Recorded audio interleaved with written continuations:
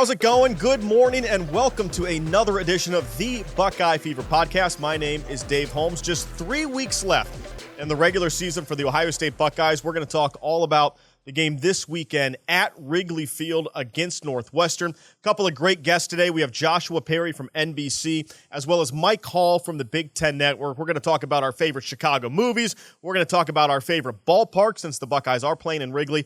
We'll get to that in just a minute. But first, I do want to touch on the win over Purdue, 45-0. And we don't like to talk politics and religion here on the Buckeye Fever Podcast. I consider them a lightning rod, so I try to stay away. So I don't know how you feel about karma. I don't know if I believe, to be honest. But I do know this, that when Purdue trots out a kicker down 45-0 in the fourth quarter to try to break up the shutout, karma pushed that ball wide right. You cannot kick a field goal up 45-0 just to be an annoying little gnat on the Buckeye score sheet. So shame on you, Purdue, and you got what you deserve. The Buckeyes preserved the shutout, the second shutout of the year. One thing I do want to say, Trevion Henderson was running with unbelievable efficiency. Quinshon Judkins, something a little off here, and I don't know how to explain it. Now, to be clear, he was lights out against Penn State when the Buckeyes needed him most. Q had another off day running the ball from an efficiency standpoint. So now in 3 of his last 4 games, he's been under 3 yards per carry. Not 4 yards, which is kind of seen as the middle-of-the-road running back metric. And I understand that the stat nerds would tell me that YPC, yards per carry, is not the most important stat. It's a little misleading, and I get that. But his efficiency in 3 of the last 4 games, going back to Oregon's, just been a little off. And I know he had the hand procedure, which, as a running back, you don't think your hand is going to impact you that much. I'm not sure what's up there. But something's just a little bit off with Q. So we'll see if they can get him rolling this week in Wrigley Field. Now, this is kind of wild to me, but I guess what we're going to talk about to start the show is the time of day. Because we're going to talk a lot about Wrigley. We're going to talk about the where, but Buckeye fans are fired up about the when. Because this game, again, is going to be a big noon kickoff. Next week against Indiana is going to be big noon kickoff. The week after, this week's a noon game. Next week's going to be big noon kickoff, and then the week after that will be another big noon against Michigan. So Ohio State finishes with 6 straight games at noon. And I don't know what's going on in here in Columbus. Apparently people love their household chores in the middle of the day. But my goodness, are fans fired up about 6 straight noon games. I mean, they are fired up. Like, they're turning on Joel Klatt, Fox's analyst on Twitter. Yes, Elon, it's always Twitter to me. And Joel Klatt is keyboard responding, trying to defend Fox. People are fired up about this. It really has fans angry. In fact, I asked Ryan Day about it. I asked him, I say, hey, Ryan, how many noons are too many noons? And what do you think of the fan backlash against all these noon games? Here's what Ryan Day had to say to me. Well, listen, I got to deal with a lot of fan backlash for other things other than the times of games. So I'm going to leave that for other people to deal with. I got other things I got to deal with. Whatever they tell us to play, we're going to play. It doesn't matter where it is. It could be in a baseball field. It could be 11 a.m. Could be at night, whatever it is. We're going to put the football down and go play, and I'll worry about the team. Okay, so clearly Ryan Day joking. He's having a little bit of fun there. And I know he has nothing to do with picking the games. But it is kind of weird. And as much as fans hate big noon, just think about out west, Big 9. Think about if you're at UCLA. These games are coming on at 9 a.m. out there. Me, if I could run college football, which I don't think I could, but if I did, I would like to diversify my kickoffs. I would like 3 or 4 noons, 3 or 4 3:30s, 3 or 4 prime times. They all have their pros and cons, but right now the fans they're pretty fired up about all these noon games. All right, coming up next here on the Buckeye Fever Podcast, I'm going to talk to Joshua Perry all about stadiums that you've never gotten to see and always wanted to. This will be my first trip ever to Wrigley Field. I cannot wait. That's coming up next on the Buckeye Fever Podcast.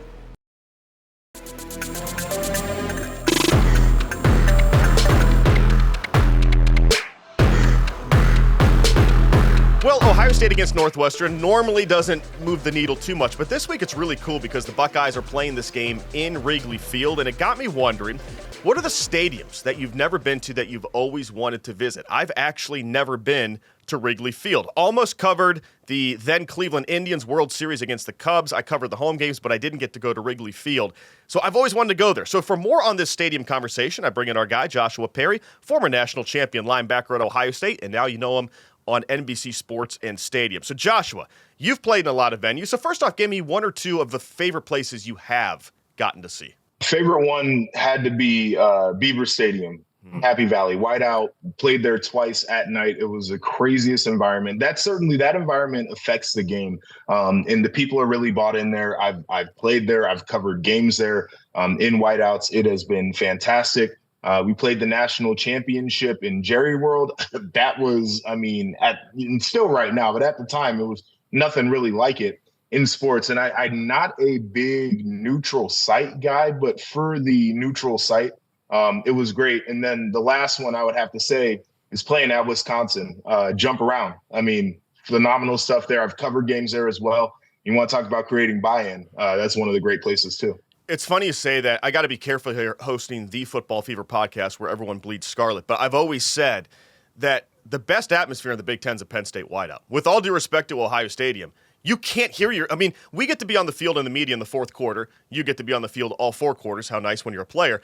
But you can't hear the guy next to you. You have to scream, and he's 3 feet away. It is ridiculous. It's wild. And I've mentioned buy-in as a thing.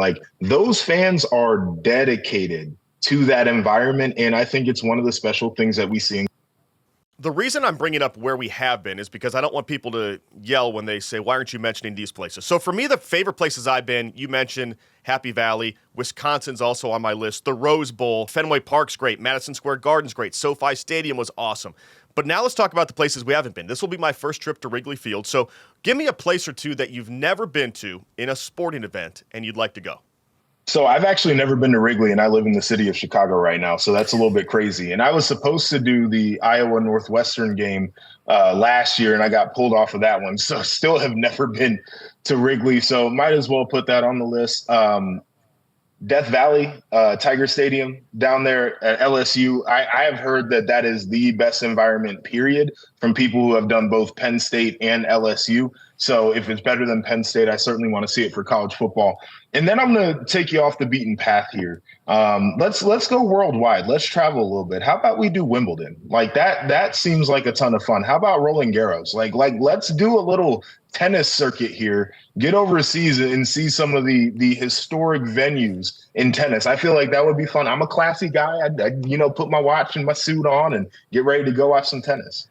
Yeah, podcast is a bad venue for Joshua because he's the best dressed guy on all of TV. So he is classy, and I'm with you. You know what's funny? And there's a tennis court, I believe in Monaco, where they play as well, which is right there on the water. I'm with you. I want to go to center court at Wimbledon. You kidding me? That would be amazing. While we're over there, let's swing over to Wembley Stadium. I would love to see Wembley. Let's do it. For me, being a golf guy, the Masters, I've never been to Augusta. That would be first and foremost on my list. Have you been to Lambeau? I've not been to Lambeau, and that is one where I'm kicking myself. And I want to go before it gets too cold, but I'd love to go.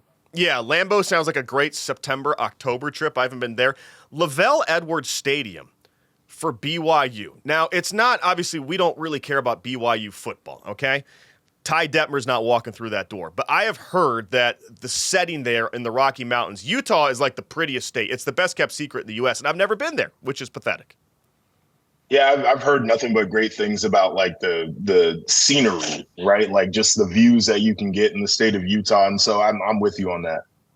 Yeah, one of my favorite things about covering Ohio State is checking out the college towns. You go into every place, and the first thing I do when I get into any town is I say, where's your best burger? Give me the place that the locals go, right? We can't go to Chili's. We can't go to Applebee's.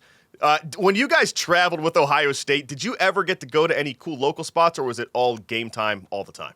It was game time all the time. It would be a bus from the airport to the hotel. We would see the conference center in the hotel. We would see the freight elevator, so we would be out of the way. We'd see the inside of our hotel room, and that was just about the tour that we got, whatever we could see on the buses. Now, being in media, I'm very much like you.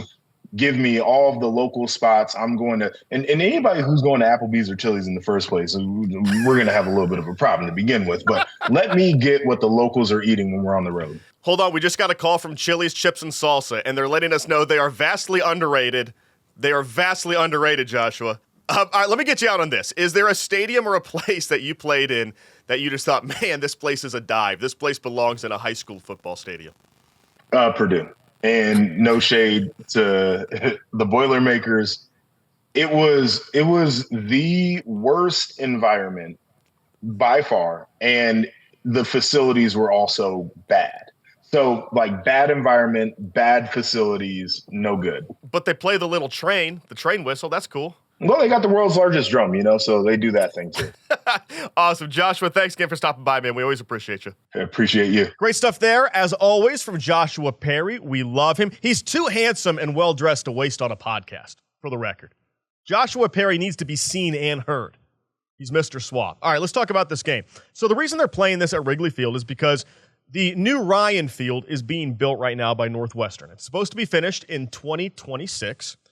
Their other home games this year, they've been playing at Medicine Field, which is right on the shore of Lake Michigan. It's where Northwestern's soccer team also plays. Capacity is around 12,000 fans, so they should be able to get 40,000 plus, I would think, in Wrigley. So you're talking 3 to 4 times the audience for this game. So that's why they're playing this thing at Wrigley. They're also going to play, Northwestern is their final home game against Illinois, I believe, will also be at Wrigley. Obviously, 2 Illinois schools colliding. But the Buckeyes are a big enough draw. They decided to do this at Wrigley. Hopefully, new Ryan Field is a lot better than old Ryan Field, because old Ryan Field, I don't know if it was, they didn't want to pay the landscaping, but old Ryan Field, they would mow that field about once every presidential administration. And when you played there, I would do live shots before the game, and the grass would tickle my nose as I stood on the field. It was like Jurassic Park. Like the Buckeyes were playing at Jurassic Park. Now, the conspiracy theorists would say that they were trying to slow down the field for their opposition. I'm not sure about that, but hopefully this new one is a lot more well-maintained than the old Ryan Field. Northwestern's 2-4 in the Big Ten. They do have wins over Maryland and Purdue, so this is not a doormat team. They're 4-5 overall. It's just an average Northwestern team. Nothing to be afraid of. The one good thing on the weather, 10 to 15 mile an hour winds. That is nice for the Windy City, which I think is actually the 53rd windiest city in the U.S. That was just a nickname they gave themselves. I think they're the 53rd windiest if you look at the stats. But anyway, last time the Buckeyes played there a couple years ago was that awful game.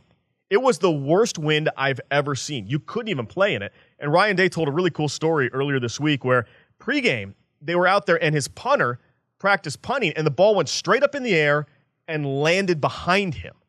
And Ryan said he went over to the refs and said, hey, if that happens in a game, what's the rule? Because he said, I'm not even aware of the rule of what happens if you actually punt it over your own head. That's how bad it was. So no wins like that this week when the Buckeyes play against Northwestern.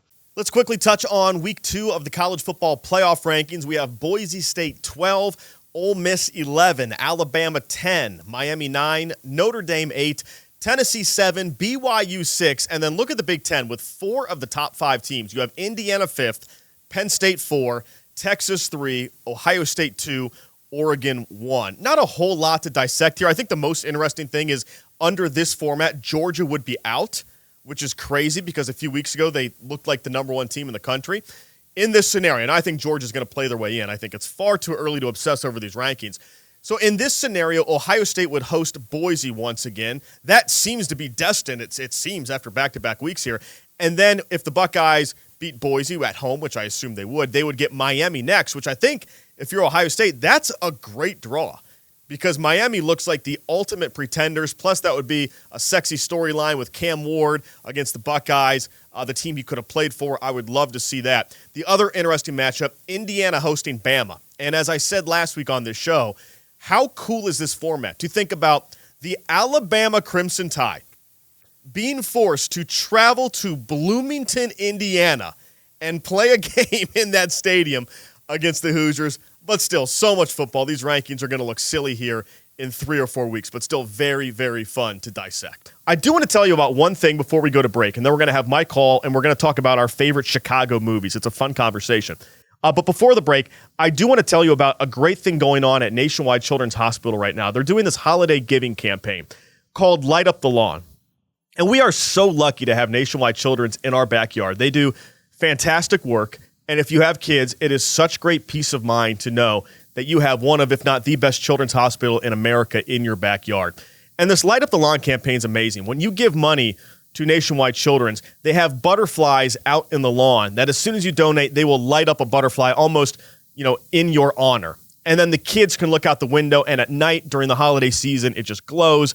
It is uplifting to the kids. It helps the hospital. So if you have a chance, get online and donate to the Light Up the Lawn campaign. It's really something we believe strongly in. So wanted to thank all of our friends over at Nationwide Children's for the fantastic work you do. Okay, coming up next on the Buckeye Fever Podcast, Mike Call from the Big Ten Network stops by. He is a Chicago guy, and I'm asking him, what are the best movies based in Chicago? Because there are a lot of them. That's coming up next on the Buckeye Fever Podcast.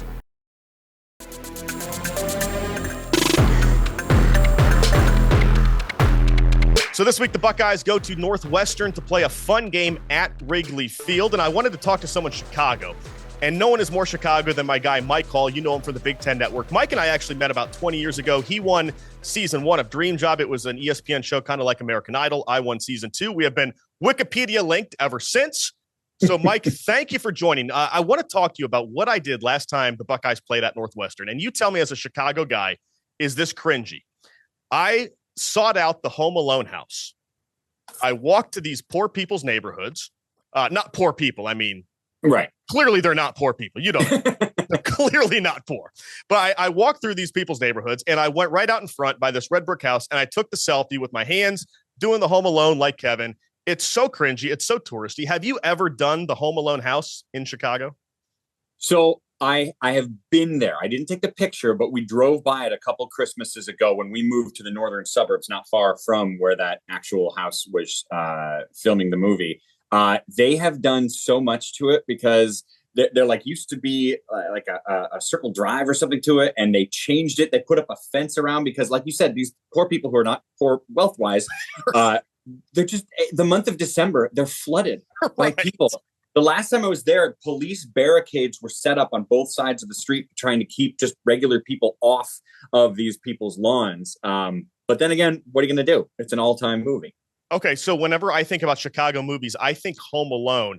The other one to me so if you said what's like the most Chicago movie of all time, to me, it's Ferris Bueller's Day Off. But I grew up in Ohio, so you're Mr. Chicago. How about Ferris Bueller? Is that like the preeminent Chicago movie, or do you have another one?